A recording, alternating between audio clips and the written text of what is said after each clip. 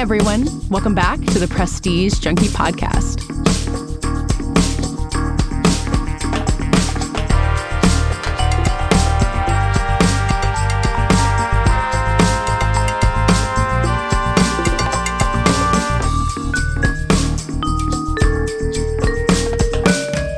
I am Katey Rich. I'm the awards editor here at The Ankler, and I am still making my way through the dozens, hundreds of Emmy nominees that were announced last week.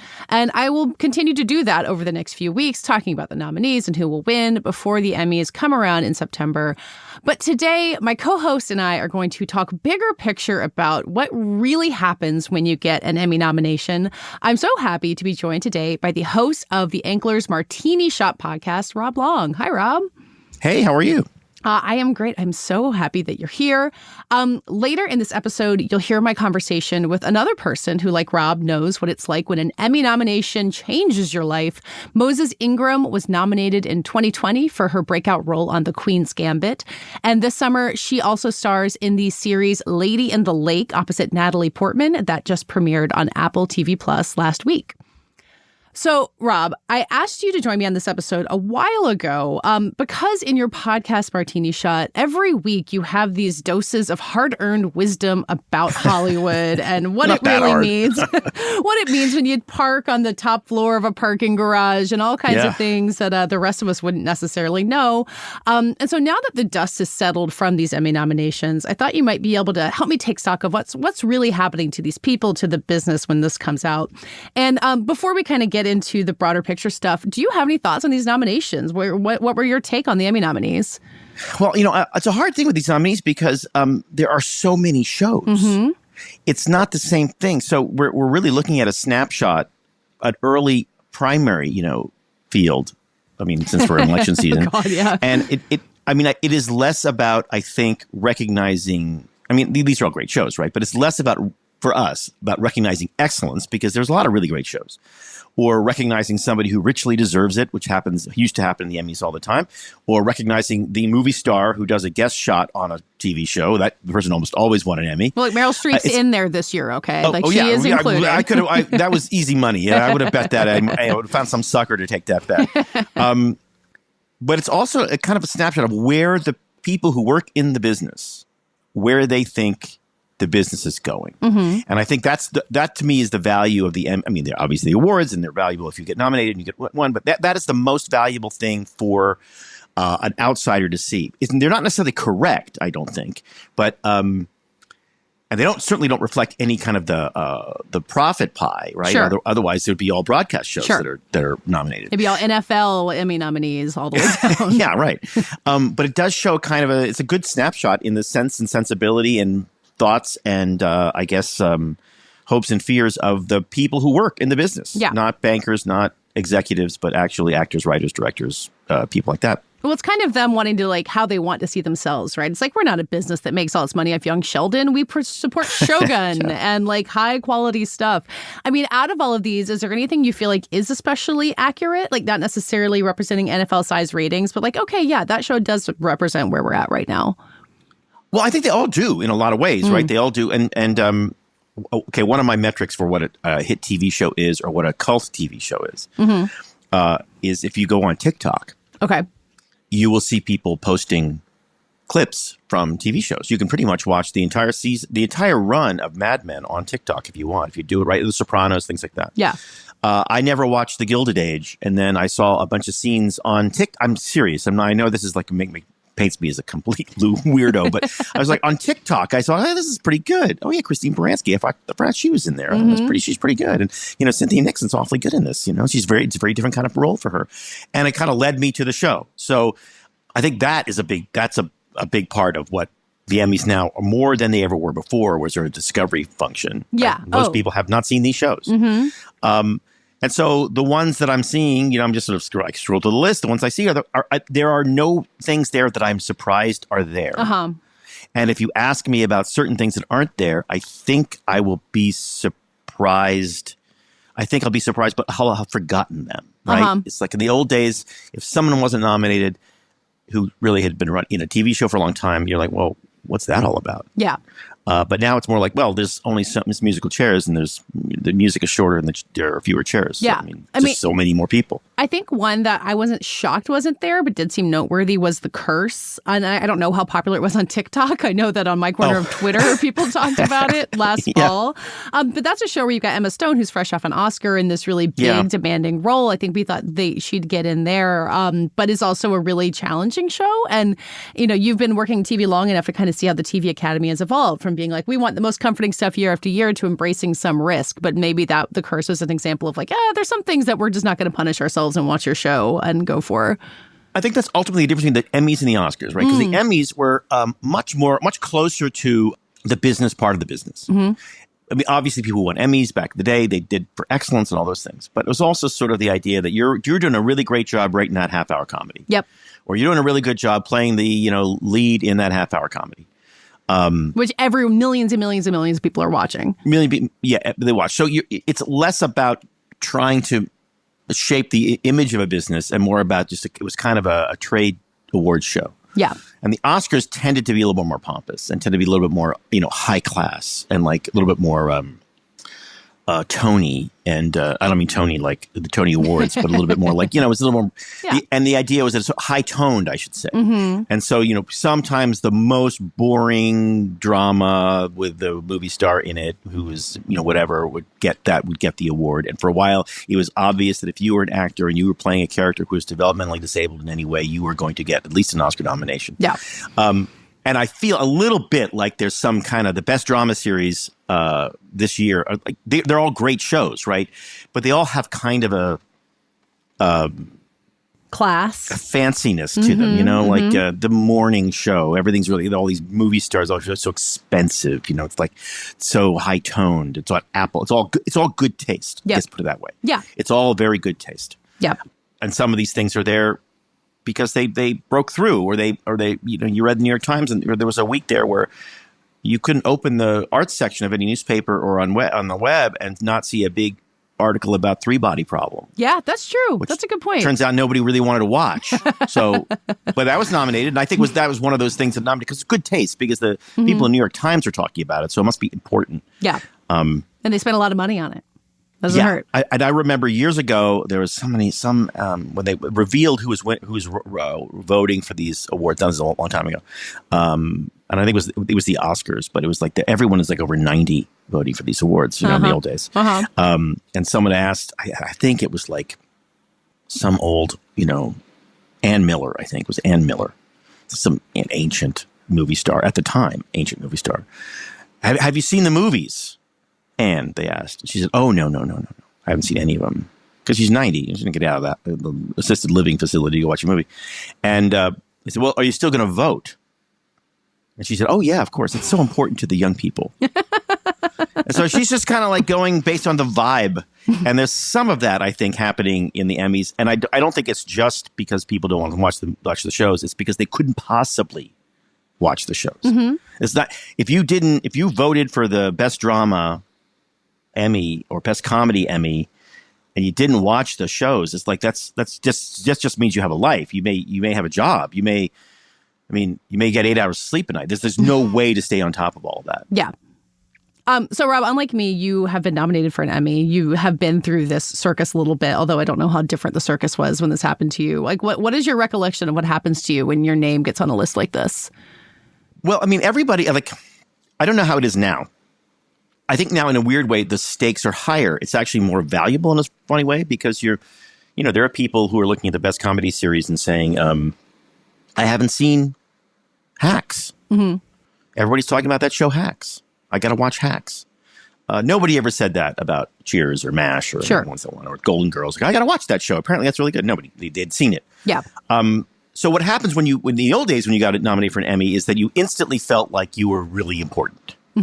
Like this is a very important thing. And then everybody's ever been on a production knows there's like two budgets, right? There's the there's the budget for the show or the movie, and then there's this mysteriously fantastic promotions budget that is unlimited, apparently, for people. And so whenever like there was a promotions event for the network or for the studio, you know, you always got a limousine taking you everywhere, and there was always this fantastic catered dinner, and when you flew first or you flew on the Paramount jet, you know, no one ever tried to poor mouth you the way they would do when you're actually making the show and say, well, we can't afford that. You know, the promotions are separate, like it's like a CIA black box budget. Like you could do whatever you want. And so there would be like events, and there would be we never went to these things, but you also planned the night. So you had to like figure out like, and if you were on a show that was doing well, you had an Emmy party, and you had an Emmy party every year because you knew every year someone was going to get nominated. You didn't have to worry about it. Like someone's going to be nominated. And you sat in the back of your limousine, and you went to this award show in the middle of the afternoon, and then you went, and it was in Pasadena Civic back then. Wow. So you had to go all the way to Pasadena, and then you had to come all the way back to wherever you're going to have dinner. It's a lot of time in a limo. A lot of time in a limo. In fact, and half the people were starving by the time they were heading out of the Emmys, because it's very like incredibly uptight production. Well, it's like the Oscars. Like, you know, Golden Globes, you get to go and you get to have dinner, and the Emmys and the Oscars, you are sitting in that chair. The Golden Globes is the most fun. That's what they say. Everybody's just hammered, and less so now. But in the old days, it was a cash bar at the Golden Globes, which is weird. It's weird that everyone got hammered when it was a cash bar. You would think that would slow people down. My first year, 1991, at the Golden Globes, I was 25 or something. I think 25. And it was Golden Globes, so it was downscale. So nobody sends a limo for the writers, even though we were nominated. Like, no. Now, of course, it's a much bigger deal. But back then, it was considered like, no one even knew who was going to show up. Sure. But that year, for some reason, everybody showed up. And I had money in my pocket because I was 25. You don't walk around with cash when you're 25. I wasn't a movie star. But at the bar, when I got my drink and I paid, and then all these, half of Hollywood stardom was behind me saying, wait a minute, what? Wait, what? So I ended up buying drinks for a lot of people. And I ended up giving, we all ended up going to Trader Vic's. I mean, when I say we all, everyone on the award show went to Trader Vic's afterwards, because no one had planned anything, because it was just like stupid Globes. There was no after party. Gone supernova yet, right? Yeah. And I am going to the men's room by the bank of payphones, because of course there are payphones there at Trader Vic's. And there was Kathy Bates. She just won a Golden Globe, and she wanted to call her mom, because of course her mom wasn't living in L.A. and watching it on Channel 5, right? That's what was the only place it was broadcast. And she didn't have any change. And I said, oh, I got it. And then I used my AT&T calling card, which if you're ancient, you'll know what that is. And I placed a call for her. And then she talked to her mom. Wow. That's the kind of thing that used to happen. That's like on her Oscar campaign for Misery, probably. She's on her way to winning an Oscar. I think so, yeah. Yeah. Wow. Good for her. So, when I do interviews and you get these statements from people when they get nominated for an Emmy, and they're talking, they're very careful to thank everybody. It's all very political. And they're all talking about how, grateful they are to be nominated. Like, is it really an honor just to be nominated? Like, what's the level of resentment, and what's the back channeling stuff happening here? Well, it's an honor to be nominated until you don't win, and then you forget all about it. I mean, so there's a huge drum roll here. I mean, we're in the middle of July. There's at least a month and a half here. I think it's a month and a half, right? Yeah. Before these things get given away, so everyone on the list is A-list, and can feel good about themselves. Mm-hmm. I mean, some of them probably know that it's unlikely to happen, but they can feel good about themselves. And then when you don't get the award, I think it's a lot more now a question of like, who did you lose to? Mm-hmm. And so it's a little bit more like the Oscars, because if you're, I don't know, you're like, I just scrolling, I just randomly stop your best actor in a drama series, or maybe I should go to comedy. Best actor in a comedy series, right? Larry David, Steve Martin, Martin Short, Jeremy Allen White from The Bear. All right, you could lose to one of those guys. Yeah, if you're Matt Berry, who, got nominated for the first time for What We Do in the Shadows in there, like if he loses to Martin Short, you can't imagine him being like, how dare they, right? That's the idea? Yeah. You're like, okay, I get it. Mm-hmm. And you're kind of cool. And it is kind of cool. It is an honor if you're just starting out to be in that category. But I guarantee you there are probably not Steve or Martin, but there are probably some actor. I don't know if any one of these guys, but are looking at that list saying, Larry David, really? He plays himself. Come on.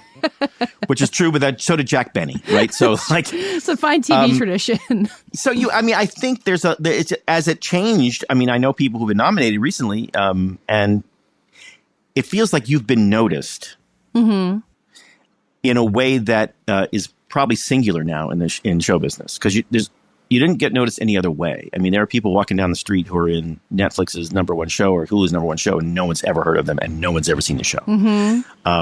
Everybody knew who B. Arthur was. Or Ted Danson. Because I feel like, I think I was saying I was going to ask you about this, like Hollywood's constantly facing this existential crisis of like, will we continue to exist? Does anyone care about this? And I sometimes feel like awards are kind of like rearranging the deck chairs on the Titanic. But the way you're putting it now, it's like, well, awards are kind of all we got. Like, we got to hold on to these even tighter when things are all up in the air. Well, yeah, I mean, I think people just don't, I think inside the business too, they don't understand just how expensive promotion is and awareness. We used to do, whenever we have a new show on, and the studio and the network, the one thing they would fight the most about and get really ugly about is when there would be a intent to view or awareness number before you premiere. Like, does anybody know this show's coming on? And usually the studio will be yelling at the network saying, this is your job to like make sure people watch the show. Like, we're making the show a deficit, financing it and paying all the bills basically. Your job is, and I remember sitting in a meeting at CBS, these are years ago at CBS, and I'd never been in a meeting that was that rancorous in my entire career. But the president or the chairman of the studio was like pointing to the awareness number and saying, this is unacceptable, to the president of the network. And they were like, how dare you? Don't come into my office. This is unacceptable. And it was kind of unacceptable.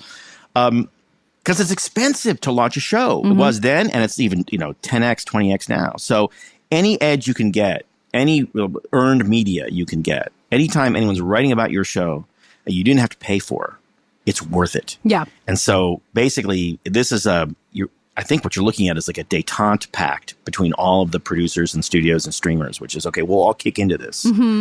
And we're going to pay for a really big fat show, but it's going to be cheaper, I guarantee you, then it'll be a tiny fraction of the promotions budget for that show or one of the two shows that on. I mean, Hulu will pay less for their contribution to the Emmys and limos and whatever than they will pay to launch. Even a big title, Only Murders in the Building. Sure. I mean, that was a big title with 3 big stars. Well, I mean, more now. And then the biggest movie star in history, Meryl Streep. Yeah. And they still paid. They still had to remind you it was on. So that's what this is. This is just kind of a showcase. Yeah, a chance to, stop trying to kill Netflix for a while and go with them to the Emmys and let TV continue to exist. But, there's some, I don't know. I mean, I have my favorites.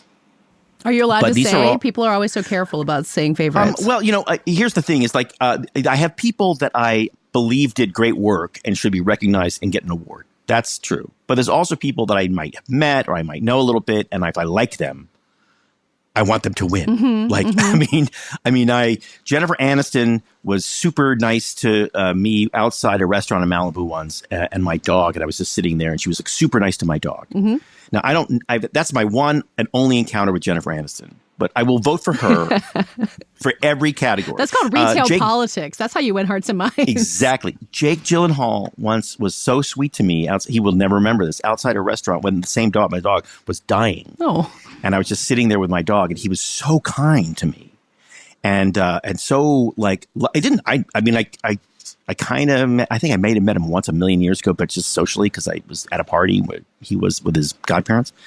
And so if he's on the list, I'm voting for him. Yep. That's just that. I don't care. I don't care if it was the worst performance ever. He's good. So there's that. But there's also people that I love comedy and I love traditional half-hour comedy. I love broadcast comedy. This makes me laugh. So Abbott Elementary is a huge favorite for me. I think what Gene Smart did in Hacks is great. I think it's a great performance. And then just to have followed Gene Smart. Yeah. Forever and had a couple meetings with her about stuff. And she's just this lovely, funny, intuitive performer that I would just like to watch do everything. I'd say the same thing about Maya Rudolph. These are just really, really funny people. So it's a personal connection. It's a professional thing. Like there's a soup of things that make someone vote for something. I assume that's true for everybody. And I think for a lot of people who are in broadcast TV, it's going to be hard for them when they really vote to not want to vote broadcast. Yeah. My guess. Just because it's like, we get no respect, right? So we're like a gigantic multiple of the audience is watching, and they don't write fancy articles about us. Yeah.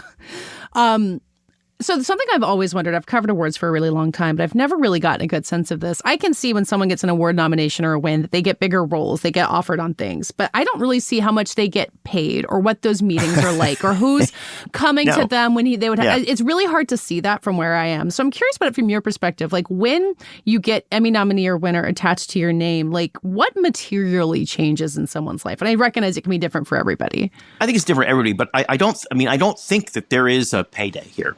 And I'm not really sure there ever was. I think there might have been, just in the sense that when you were an Emmy winner, there might have been a premium on you. But if you were an Emmy winner, it's usually because you did a show that people watched and liked in the old days, so that you were your premium was sort of baked in, right? Yeah.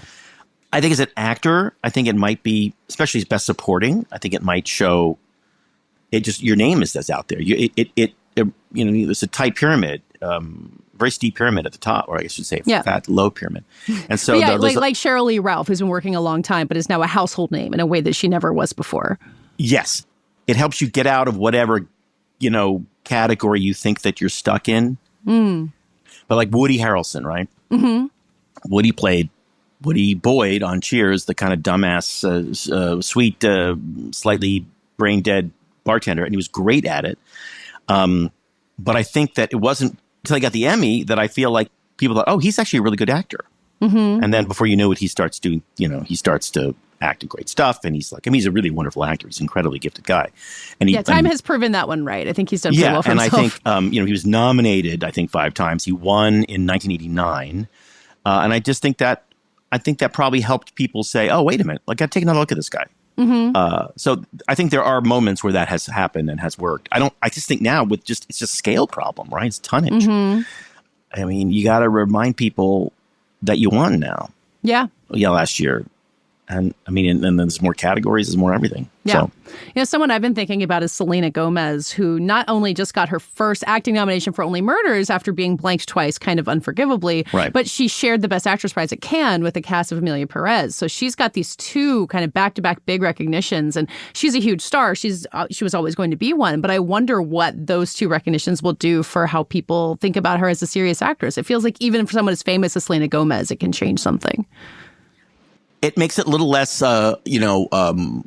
child star grown up and what happened to the child star, and a little bit more. I mean, look, every young person who's in a young person's show or movie, Jodie Foster, Selena Gomez, Wizards of Waverly Place on Disney, and then I think I could be wrong, but I think she was on like Barney, like the Barney show. Yeah, when she was a really little child. Yeah, so like there are only a few. Hero paths for them. One is Ron Howard. One is Jodie Foster. I mean, the rest is like, it's not a great outcome, right?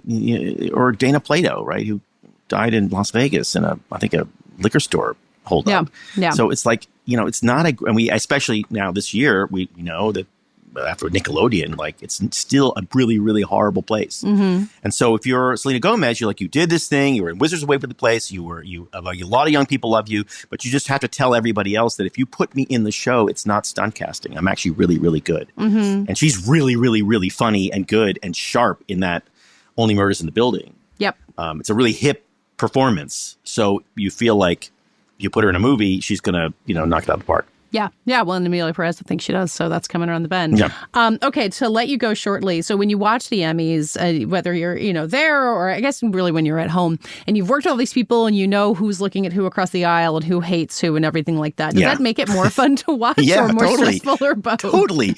Well, also like there's everyone in that audience is in the business. So they kind of already know what's going on.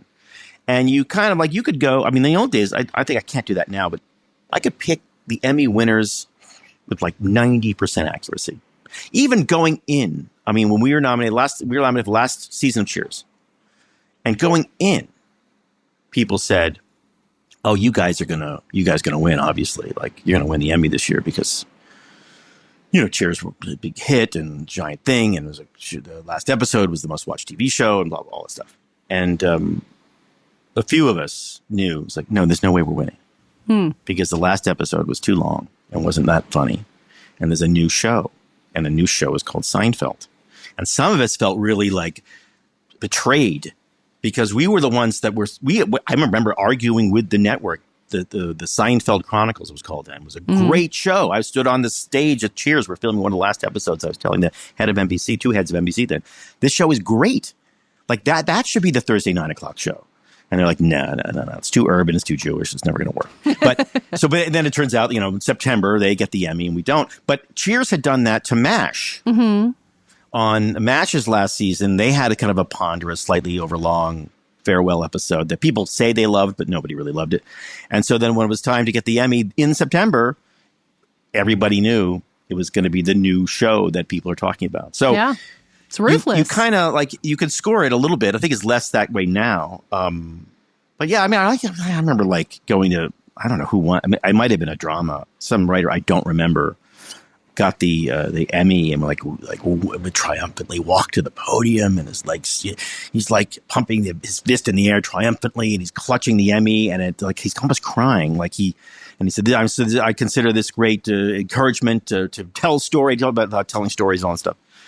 And I found out later, from somebody on that show, that the episode he won his Emmy for, he had written not one word, that every single word had been changed and even the story had been changed, that he was terrible. Yeah. I think that has now gone on. I mean, he had an Emmy, so nobody else knew that. He's the Emmy award-winning writer or whatever it was.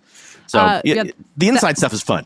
That's the next episode is you're going to explain to me TV writing credits, because whenever you talk to people who work on a TV show, they're like, oh, well, that was my episode, but I really wrote this other one that my name's not on. I'm sort of figuring it out, but it is so opaque and strange. So that's next time. Yeah, I mean, happening less so because there are fewer rooms now. And I think that's also going to affect the quality of these shows. And one of the reasons why they don't last so long is because they haven't mastered the idea of writing for an ensemble. But that is part of the fun.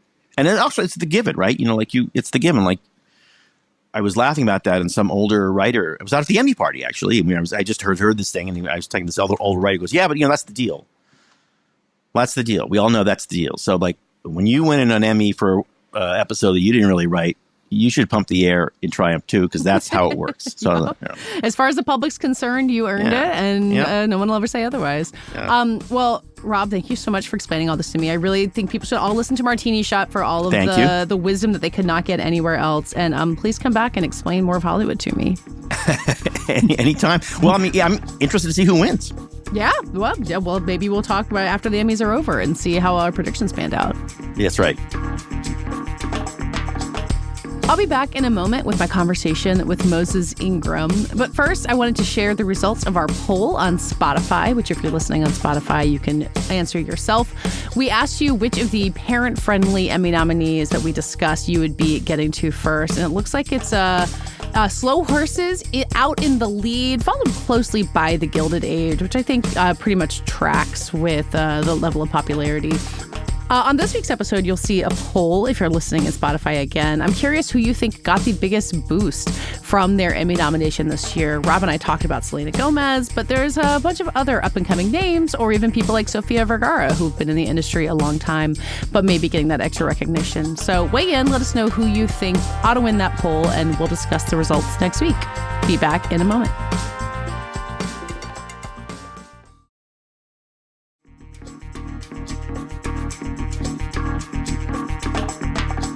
So now let's hear my conversation with Moses Ingram, who co-stars with Natalie Portman in the new Apple TV Plus series Lady in the Lake, which debuted its first 2 episodes last Friday and will be airing new episodes through the end of August. You probably know Moses from her role on The Queen's Gambit, which earned her an Emmy nomination, or on Obi-Wan Kenobi, or in The Tragedy of Macbeth. But Lady in the Lake is a real homecoming for Moses, who got to film it in her native Baltimore, with her parents even visiting the set. She plays Cleo Johnson, whom we meet in the very first episode as the titular Lady in the Lake, a woman drowned in a lake in Baltimore. But the show is really committed to showing that Cleo's story is a lot more than that. And Alma Harrell, who is the creator of the series, really weaves this rich tapestry of what life in Baltimore was like in the 1960s, and how Natalie Portman's character, a Jewish housewife, gets involved in the story of Cleo's disappearance. Moses got her role in The Queen's Gambit right after she graduated from the Yale School of Drama, and she's been on this incredible trajectory since then. But she also told me how working on The Lady in the Lake and what she gets to do on this show really changed how she's thinking about what she's going to do next and what she's maybe not going to do next, too. It was a really great conversation. She's really thoughtful about all this stuff, and I think you'll enjoy it. Hear my conversation with the star of Lady in the Lake, Moses Ingram. So, Moses, learning that you were from Baltimore after I had watched this show, it's not like Baltimore has not ever been depicted on screen before. Like, it's the home of John Waters, obviously, but it does feel like one of those cities that's never quite getting the spotlight that it deserves, I think, especially for people who are from there. So when a show like this crosses your radar, does that just give you that extra pull saying like, oh, I have to be part of this? Like, this is hometown pride at stake here. Absolutely. Like, I feel like whenever I go somewhere and somebody finds out I'm from Baltimore, the first thing they say is, "Oh my gosh, is it really like The Wire? Are y'all all right?" Like, we okay. We are okay. But I always grew up hearing lore about, how Baltimore was this mecca and people came from far and wide to see the city, and jazz and Billie Holiday and, like really giving New York a run for its money. But I just didn't grow up in that version of Baltimore. So seeing it so beautifully like lit up and dressed in the way that it used to be was really magical for me. And not just me, the community that was right there on the ground seeing it as well, So it's always a pleasure to and kind of rare actually to be able to go home and make something so beautiful, I feel. Yeah. Had you ever actually made anything in Baltimore since growing up there? Never. That's amazing. This is my first time ever getting to work at home. My parents actually got to come to set. It's the first time they got to like see what I do up close. And so that was fun too. What did they think? Were they surprised by how a set works? I don't know. It's so funny. My mom is always like, "Oh my gosh, you do this for real? Like, you're actually so good." It's like, well, were you expecting me to be bad? I don't know what it is you're saying. It's funny. Is there anything weird about you get used to being a different person when you're an actor in front of people who you know, but like when your parents are there seeing you be a different person, is there something weird about that? Yeah, all of a sudden feel like I'm like playing at something in the living room again. It's like, please, look away. So you were talking about the glory days of Baltimore that you grew up hearing about Billie Holiday visiting. I'm guessing that some of those stories are from the 60s where this, the story is set, where the novel is set. Were there any of the stories from, Laura Lippman's novel is based on some true stories? Was any of that familiar to you before this project came to you? Well, my mom had actually mentioned to me, she remembered hearing about both of these murders when she was a kid. And it's sort of been one of those like unsolved things that people have harkened back to in the city for a really long time. I mean, particularly the woman who was found in the lake, Shirley Parker. I mean, if you ever go to that reservoir, I mean, it's under a lot of construction right now. But to get out to that structure that's in the middle of it is insane. So the fact that someone could bring a body there and leave it, or, the theory was that she had swam there and was too tired to go back. But no one really knows. It was crazy. So my understanding is this project came to you with not a whole lot of time before getting on set, which is not uncommon for actors. You kind of have to be ready to pack your bag the next day. Have you developed any kind of strategy for jumping into something so late? You get trained in theater, you get months to work on something. How do you have to change it when you're like, all right, it's time to go? Sometimes, you always want time when you're working on something, to get into detail and, figure out everything about a character. But there's something about just having to go for it. There's no time to think about it. There's no time to wonder if it's right or if it's wrong. You really just have to trust the thing that's down on the inside of you, that instinctual sort of beacon, if you will. And I do feel like I can credit school in large part for that, because we spent a lot of days working literally around the clock on 50 million things at once. And you take advantage of it then because you don't know when, that'll ever be the case. And so I felt really grateful actually to be thrown into it that way. I mean, sink or swim, you know? Mm-hmm. Mm-hmm. So where do you start when you're like, okay, I've got, 2 weeks, whatever it is? Like, are there shortcuts you can take? Is there like a key that you can dig into to say, okay, I know how to do this? I look at what are the facts? Like, what are the facts of this character? Who is she? Where is she from? What does she do for a living? Who are all of the people in her life? What does everyone say about her? What does she say about herself? And really just go from there. And then because we were shooting out of order, it was nice because, hard for sure, but you film certain things, and though you are pretending, the experience is an actual memory for you in some weird way, you know. So I think that was cool too. Yeah, I mean, the story doesn't all take place in order either. There's a lot of jumping around. There's a lot of surrealism. Like, there's moments where you don't know exactly where you are, who you are. People are doing things that they didn't do in real life. Like, how does Alma Harrell, the director, or how do you kind of wrap your head around that while filming it to kind of understand how it's going to be presented? It's all Alma. Like, she has this big Bible of everything that happens and when it happens, and in her office, like, just this large board of everything that has happened, needs to happen, and being really great about, okay, like, this is where we just were, this is where we're going next. And there were times when we were working where I might not have had the thing to read that comes next, and Alma is just like, it's a little bit of this and it's a little bit of this, and sort of like working it until we find the thing that it actually is. But I think that can only happen when, one, the director trusts the person that they bring on in a situation like this, but also how much I trust Alma. I know that Alma won't let me look stupid. She's very direct about the way things look and if it's the right thing or if it's the wrong thing. And there are a lot of days she really held my hand through the timing of it all, and making sure we're in the right place. I always find it interesting when people talk about trust, because obviously building trust as coworkers and collaborators is essential. But when you're an actor starting out, you don't always get to choose that. You don't know that you're going to trust the people you work with. So with working with Alma or anyone else on the show, like, when did you feel that trust grow, that you knew you were in good hands? It wasn't going to make you look stupid, or wasn't going to let you take those risks and know that you could land safely? One thing I really appreciate about Alma, like, there are like several things. Even though we were really up against the clock, like, things had to be shot in time, she gave me the time I needed to get to the places we had to go. I mean, you have to, if you're going to be as open as you can, as vulnerable as you can, sometimes it just takes, I need a second to myself. There are a lot of hands on you at times, and you're like, I just need a moment with hands off me so I can like think and focus and get to where I need to be. And Alma never once made me feel like I was taking up too much time, or my process, I guess, if you will, was too much, because it's extremely vulnerable work. And not just with Alma, I think about scenes that I have with Byron, Jennifer Magbach, and Josiah Cross.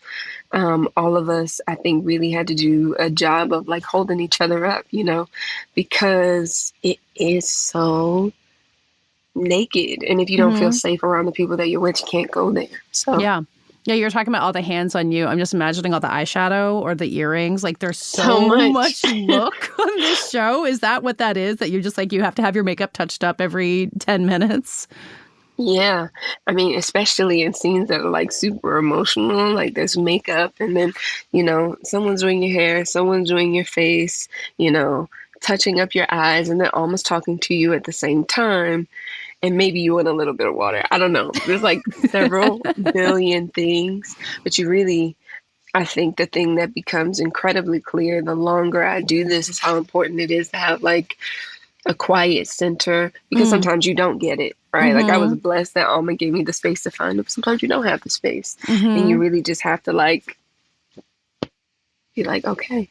Yeah, this is my quiet place. I am my quiet place. Yeah, even if there's 100 people circling around you. Even if you just close your eyes and you're inside yourself in that moment. I think you said in an earlier interview that when you joined the project, Natalie Portman wrote you a letter as well. She had been involved in it for such a long time. It was kind of a train that you jumped on. Like, what was the significance of that letter for you? Like, how rare is that for someone you're working with to kind of stick their hand out like that for you? So I was working on this other job in Toronto at the time. And so when we first started, I was in that place of like trying to, the days before I came out to Baltimore the first time, trying to do as much work as I could and really wanting to do my best. And getting that was so timely because I know that I'm like, I'm not stupid, right? Like, I know that, Alma making a decision is like there are other people who need to be pleased with that decision. And I know that if Alma said yes to me, Natalie also said yes to me. And knowing that someone who I've admired for so long, I mean, Natalie is a veteran at this point. She's very much earned and cemented her place in this business. She's been who she is from the moment I've been conscious in this world. And I feel like being someone who loves the work so much, you want to rise to the occasion and then also take in as much as I can. So to know that Natalie was championing me in this process made a big difference. And I think even now in press, I think Natalie is a wonderful example of allyship. There are a lot of things that I'm still new in this. I've been doing this for like 5 years at this point, at this level, and there's still things that I can't get from myself. But for Natalie to be like, no, Moses, you should be here too. And that makes a difference. And I feel like that, I mean, in the diversity conversation in Hollywood, it takes people like Natalie Portman. I think even with like Leonardo DiCaprio, and Lily Gladstone, like lifting the person that is there with you. Yeah, making sure that they are at all of the opportunities that are being offered to you. It You're absolutely makes a difference. It absolutely makes a difference. And so I really applaud her for that. I actually haven't said that to her, but it makes a huge difference. Yeah, Lily Gladstone was so funny talking about. She had like this unicorn who like accompanied her to all these events, and like he was just this giant star. It sounded like a great opportunity, but also so strange. So I don't know how it's been for you at the same time. Yeah, Natalie is so like chill. Like we went back to Baltimore recently to throw the first pitch at the game, and like to be back in the city is like celebrating being that we're releasing. And we're walking out of the hotel and she sees this family taking photos and she's like, I could do it for you. And it's just so funny because she's there in the middle of the lobby taking photos of these people. And like, it's trippy. And I don't think it stops being trippy sometimes. That's fair. Yeah. But you were saying about Alma making decisions and the amount of other kind of invisible people to you who also have to make those decisions. When you first started acting, you get on the Queen's Gambit basically right out of drama school. Is that something that school prepared you for in any way, that like so many mechanisms in the film and TV industry that are so hard to see if you don't know that they're there? When did you learn that was how that worked? I feel like there's so much that would be beneficial to learn in school that I didn't necessarily learn.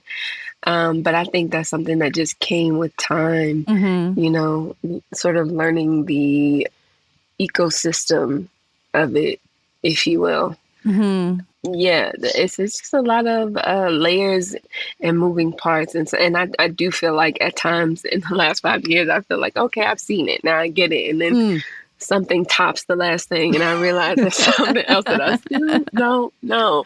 You know what I mean? But I think I've been blessed to meet people along the way, even if I don't ask all the time, who sort of offer, hey, it's okay to call if you need to call, to sort of understand what's happening. Well, you have your big breakout on the Queen's Gambit kind of during COVID, I guess it was. Like, did that make it a different experience than it would have been otherwise? Like, did it kind of feel like there were 2 years of it not being real before things really got started? Definitely. I was so insulated from that whole experience because with COVID, it only existed in my devices. I close my laptop, I get off my phone. It's not happening. It's the same thing that sort of was before. And I feel like even when, you know, we had like the big press push for Star Wars, which was something completely, you know, we were in the UK for most of that. And then this is the first time I've like been in a place that I am often, you know, doing publications that I like know well and things like that. And so I feel like each phase of it has been different. Yeah. You were talking about there's a big change in the past year. Like what was the big shift in the past year that's made things feel different? You know, just like internal shifts, like in like business end. And like really, I think this is the first time since I've been doing this where I am the voice, if that makes sense. You know, sometimes you start working with your team. Like I started working with my initial team when I got out of school. I was 24. And like, so like it's been like little time, but also like a lot of time in terms of like how my mind has changed and how I feel about myself, how I feel about my place in the business. I feel like when I went and I did Lady in the Lake, by the time I finished, I was a grown woman. Like I was a woman before, right? But by the time I finished Lady in the Lake, I was a grown woman. Like everything in business up until that point had sort of just like happened to me. For better or for worse. It was all happening to me. I didn't obviously when I got out of school, I wanted to work, but like it just all was kind of happening. And then to be at a place where I feel like, creating goals. Being like, this is what I want to do next. This is who I want to be in the business and do the things in my life align with that. Yeah. You know? Yeah, you had said that Lady in the Lake was kind of the work that you had been wanting to do all along. And I wonder if you kind of got done filming that and saying, okay, this is what I am going to go after. This is what I'm not going to go after. Like, how does that affect your decision making going forward? Having touched what you really wanted to do? So I was 18 or 19 and I was at callback weekend at Juilliard and I had already spent a year in community college at this point, and I was like trying to figure everything I could to get out, right? And I went to this callback weekend at Juilliard. I went to New York by myself, and I had this whole experience. Like you're there, you're doing classes all day long. You barely have time to eat. It was so exhilarating. And I knew at the end of that weekend, I wasn't going to get in. I don't know. I can't explain it. It was something I just could feel. I just knew it. And so I left the last class and I was like bawling. I got on the elevator back up to the dorms and I was crying. I was on the phone with my mom. I was like, but like, I've experienced this thing. Like, I just can't go back. How do I just go back to where I was? And I've experienced what it can be like. And I feel like this is something like that again in my life. It's like when you've tasted the thing that you know inside yourself you're supposed to be doing, it's kind of impossible to go back. And that can be hard, you know, because it's like my agent actually said to me, he was like, you know, if you want to go to work, like you can go to work like on anything. But if you want the thing that's for you, it means you're going to wait a lot of the time. Yeah. You know, and so I think the wait will always be worth it at this point. So we're talking the day before this year's Emmy nominations, and you had talked about for The Queen's Gambit, like an Emmy nomination really was not on your radar at all for that. I guess you know, you're new to it. And something I'm interested in talking about to cover it is just like, you become an Emmy nominee, and then what happens? Like, what are the phone calls? Who is knocking on your door? Who is setting up meetings with you? Like, what do you now remember about that just period where suddenly Emmy nominees attached to your name? What changes or what doesn't change?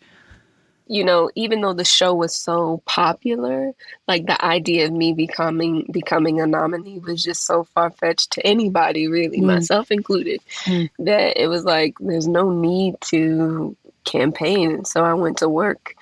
I mean, I had thought the Emmy nominations, if already happened. It just was not even, but it also was just another lesson for me. It's like, I don't have to be, seeking the thing. If it's for me, it'll find me.